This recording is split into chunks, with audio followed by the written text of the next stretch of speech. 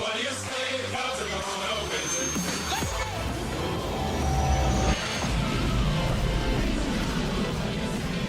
is up, guys? Cubs fan Han back again for a Star Wars Galaxy of Heroes video, and today we are getting started with our second Bag of Questions series video, and this is where you guys have a chance to ask me questions and I'm going to respond to them off the cuff and just kind of tackle whatever, anything from the game, from my opinions about the game, squads that I like to run, to maybe my personal life. And you can maybe take stabs at me because my Cubs just lost to the Dodgers in the NLCS and it's very sad. That kind of thing. I'll take whatever you guys throw at me, and let's get started.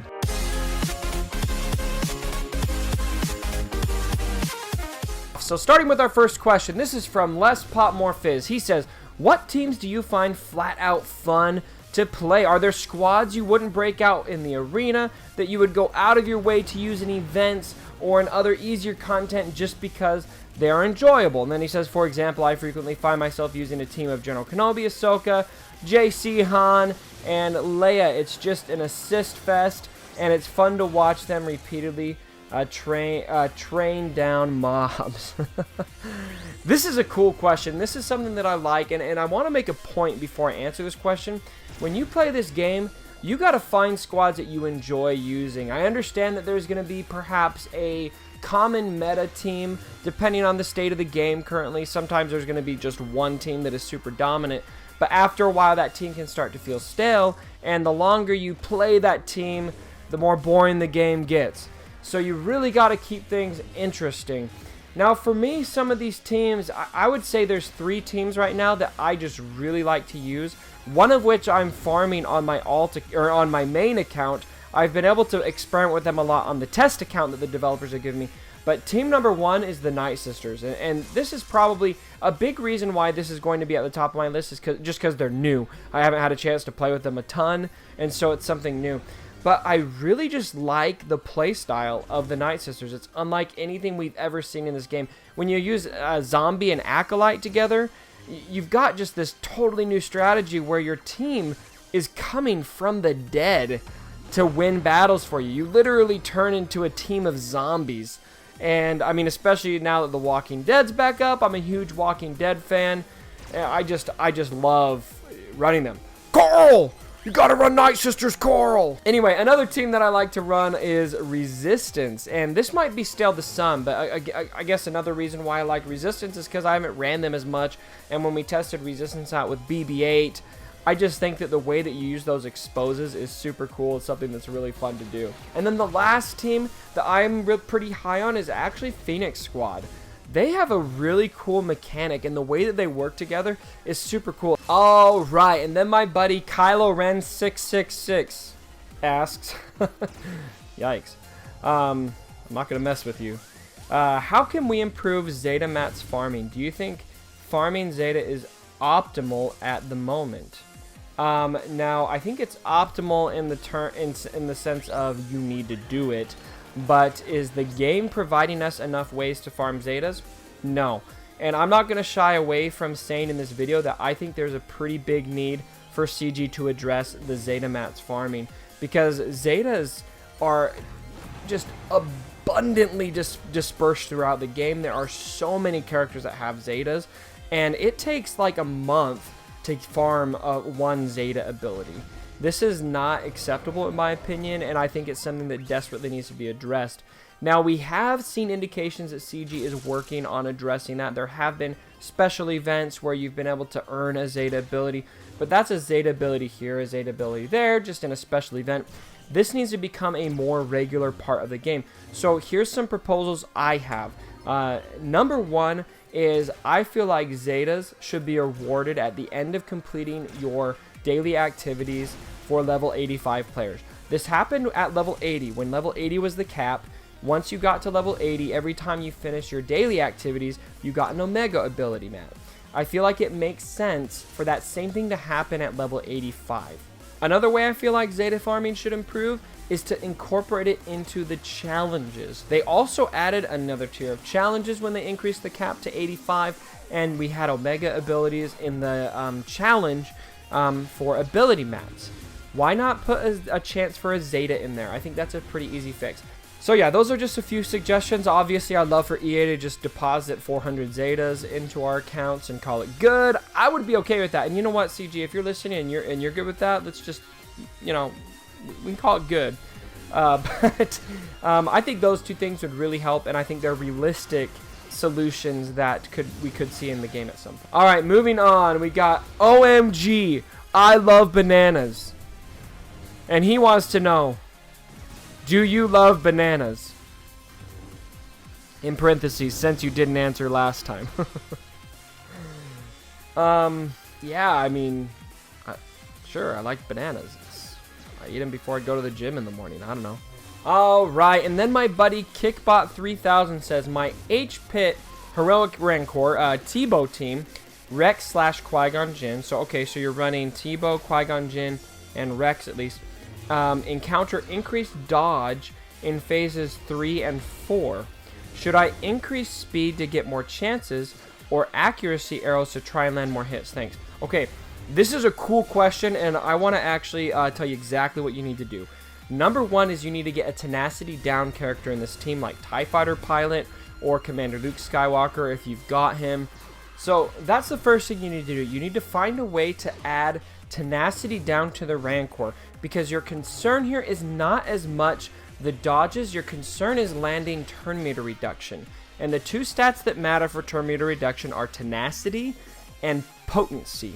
You need to decrease the tenacity of the Rancor, which you can do with the tenacity down character, and then you need to increase your potency, which is going to increase the chance that you have to lay detrimental effects. This is absolutely critical against the Rancor. So from a mod standpoint, what you want to do is you want to start laying some potency on those characters as well, and that will increase your chances to do better in those later phases against the Rancor. All right, moving on to the next question. I got my buddy here, Onurb Cole, Onurbkol. Not sure how to say your name, buddy. Sorry. He says, how many people know you make YouTube videos? And he's referring, I clarified with him, he's referring to people in real life. I think all of you guys know I make YouTube videos. I mean, you're literally watching a YouTube video right now. But honestly, not that many. I mean, my wife obviously knows. My daughter knows. She actually will talk about how daddy's in there making a video and that kind of thing. But most of my work colleagues have no idea. For those who don't know, I actually do commercial insurance. That's my full-time job. This is not my full-time job. It's just a hobby. Although I invest a lot into this hobby. But yeah, not a whole lot of people really know that. It's kind of, maybe it's like the secret identity. I don't know. But if they ask about it, if it comes up, I'll tell them. I'm not hiding it, but a lot of people just wouldn't know. All right, my boy Silvertag 2000 says, now that The Last Jedi trailer has been released, yes. How long until we start seeing some characters from the movie in the game? Obviously, I know you can't tell us when, but it's fun to speculate. So I don't know exactly when, to be totally honest. So I'm 100% open to speculate right now. I think we're going to see him pretty soon, I would guess, because, I mean, just look at what they did last year. We've got Rogue One as kind of the gauger of how CG is going to handle the new release of a movie. And obviously, they're going to take advantage of The Last Jedi. I think it's pretty safe to assume that we're going to see a lot of Last Jedi characters. They said themselves we're going to see our first Last Jedi character soon. So I'm really excited for that. I'm hoping to see a lot of really cool characters. And in fact, I'm not going to get into that speculation because one of my next videos that I'm going to do a collab with my buddy Nukin next week is going to be about The Last Jedi. And we're going to talk about which characters we are wanting to see from The Last Jedi. So stay tuned for that. All right, next question. We got my buddy Ranger18, and he is asking, what's the best way to find a new guild? This is a sweet question, dude, and guild recruitment can be tough. I mean, finding a guild that matches with what your ideals are and how you want to play this game could make or break you. If you're in a guild that's too hardcore for you, it could burn you out and turn you off to the game as a whole. If you're in a guild that's not hardcore enough for you, if their commitment level's too low, then you could lose interest in the game because you're not getting enough rewards. So really, you really need to find a guild that matches your play level and how committed you want to be. A great way to do that, in my opinion, is to go on Reddit, get a Discord account. Obviously, you've got a Discord account because you're messaging me there, and start talking with a few guild leaders on Discord. Get a feel for what their culture is. If you get on Reddit on the recruiting page, I'll leave a link in the description below, then you can find tons of guilds that are recruiting. Everybody's recruiting. There's a lot. You are not going to have any problem finding a new guild. The harder part is finding members if you are a guild leader trying to recruit, and I will not get into that mess. That is cutthroat. That is crazy. But finding a new guild, you're going to have no problem having 5 to 6 options at least, maybe more. And so I would, I mean, I don't want to say interview, but I would just talk to guild leaders, ask them what their guild functions like, ask them what their rules are, ask them what their culture's like, and if that matches what you have, then go ahead and go join that guild. And if you're looking for, this is kind of an opportunity for me to put a plug in. I lead a community of 7 guilds, and we're mostly casual and committed guilds. Some of our guilds are top 200 guilds. Some of our guilds are just totally casual. One guild we just added recently is completely laid back. We've got a wide variety of guilds, and we have a great culture in our community. So if any of you guys are looking for a guild, if you'd like to be in my community, shoot me a message, and I'll see what we can do for you. Alright, my buddy Luke's Lost Hand asked, and by the way, look at this dude's Avi on here. He has, his avatar is Luke's chopped off hand right after Vader cuts it off. This has got to be my favorite screen name ever in the game. And Luke's Lost Hand is actually in my community. Anyway, he asks, any hot takes / crazy theories you have from The Last Jedi trailer? Alright, I'm a huge Star Wars fan, and when I watched that trailer, I was geeking out hard, especially because of some of the teases that they gave us. Now, I think a lot of that was probably trying to be misleading. They've got cuts where Kylo Ren is extending his hand to Rey, and if you look at the background Kylo Ren's in versus the background Rey's in, they don't quite sync up, so it's probably not the same scene. They're probably just trying to make it look like it is. But that said, I would really like to see Kylo Ren end up not being as bad as we think he is, or maybe even better, Rey not being as good as we think she is. What if Rey is not the good guy in this story? Good girl.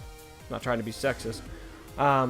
That would be really cool. I'm not sure if that's going to happen, but it definitely seems to be setting the stage for Star Wars like we've never seen before. Alright, my boy Tiberius Kirk says, will either Resistance or First Order be the next arena meta? Now, predicting the meta is not easy, but if you're going to try to do so, I think Resistance and First Order is probably going to be a pretty safe bet.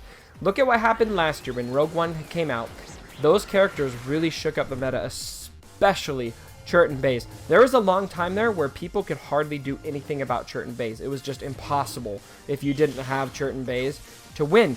Maybe some people are figuring out, but at first, I mean, it took me several months before I was able to beat a Chase team, and I was jumping up and down when I finally figured out a way to do it and had the right team around me to pull it off. So that was Rogue One. We've got The Last Jedi coming out, and this is an episode. This isn't a standalone film. This is a bigger deal, in my opinion. And so I think that there is a strong likelihood that one or the other, Resistance or First Order, will have a meta. My hope, my fangirl dream, is that both will. That you will have to choose between having Resistance or First Order, and they'll both be counters to each other in some way, so that you're going to have a split battle, I guess, in the arena of First Order and Resistance. Now, I'm probably idealistic. That's probably realistically not going to happen. So if you're going to choose between Resistance and First Order, I would debate it one of two ways. Number one, light side has gotten a lot more love in this game, historically speaking. A lot more love. And so if you're going to choose between Resistance and First Order, you might want to choose that way. But at the same time, you could look at it as CG knows that they've given too much love to light side, and so maybe First Order is going to get more love. Also, the second movie in a trilogy tends to be one of the more dark series, or dark movies in the series, kind of. And so I could see First Order having a stronger presence at this point. So, I don't know, it's a crapshoot. Alright, and then let's wrap this thing up with my last question here. This is from Epiphany, and she says, how do I best spend guild event tokens? I've been hoarding as I usually do. Would like your take on it. Alright, yeah, let me give you my take. So, I feel like the two most important things in the guild event store are going to be Gear 12 gear, that gear that you get past Gear 12, and Hermit Yoda, and I think both are important. So what I am personally doing is I'm splitting my farm in that store. I'm buying half gear that I need for characters that are past Gear 12, and then I'm also buying at least 5 to 10 shards per territory battle of Hermit Yoda. Now, the gear that I'm focusing on first are my high DPS characters. Now, I don't know what the timeline on this will be like, but I know soon maybe this video will come out before I release this one, maybe it'll be after. But Nukin and I just did a collab video where we actually analyzed the importance of that Gear 12 gear. And one of my biggest takeaways in kind of diving into that and seeing things before and after once we add that gear is that the characters that seem to benefit the most from it are the high DPS characters, so the Han Solos, the Commander Luke Skywalkers, etc. And so if you're going to be giving the edge to a character, I would say go ahead and give some Gear 12 gear to Han Solo first, and then Commander Luke if you are running those characters. If you don't have a high DPS team like General Kenobi with Barriss, that's not a high DPS team that probably won't need that Gear 12 gear quite as much as the higher DPS teams will. Another take on Hermit Yoda. Now, you may not feel like you need Hermit Yoda, and that might be totally true. You may not use him in the arena. You might have no intention of using him in the arena. You might not run Jedi, blah, blah, blah, blah. You know, you might have no intention of this. Hermit Yoda could be essential to unlocking Jedi Luke. Plain and simple. I don't know. I have no inside information on this. But that said, if you look at how Commander Luke was unlocked, we needed the characters from A New Hope. So to unlock Jedi Luke, and make no mistake, I am sure that we're going to have to unlock Jedi Luke at some point. There's no way that CG is going to do a hero's journey that ends in halfway through the original trilogy. It's going to take him to Jedi Luke. I'm almost certain of it. I don't know, but it just shocked me if they stopped halfway. So we are probably going to need Empire Strikes Back characters to farm Jedi Luke. So I would strongly urge you guys to not neglect Hermit Yoda, and to definitely also not neglect Captain Han Solo and Rebel Officer Leia Organa, and probably R2-D2 may be needed, that kind of thing. I don't think Lando will be needed. Luke didn't have a ton of interaction with Lando. If I would guess on the characters you'd need, you'd probably need Commander Luke, R2-D2, Rolo, Captain Han Solo, and Hermit Yoda. Alright guys, that wraps up our second episode of Bag of Questions. Thank you guys so much for participating in this series. If you want to ask a question, if you've been watching these and you're like, where do I ask these questions? Go ahead and jump on my Discord server. Link is down below in the description, and there's a little channel there called #BagOfQuestions.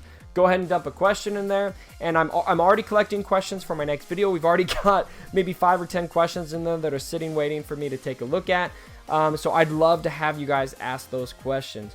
Thank you so much for the support, guys. Really, it means a lot. I'm coming up on 3,000 subscribers. That is just so cool to me. It's been really fun to grow and make these videos. Please keep farming those characters, keep grinding it out, and don't ever forget my dead body. Sorry about the mess.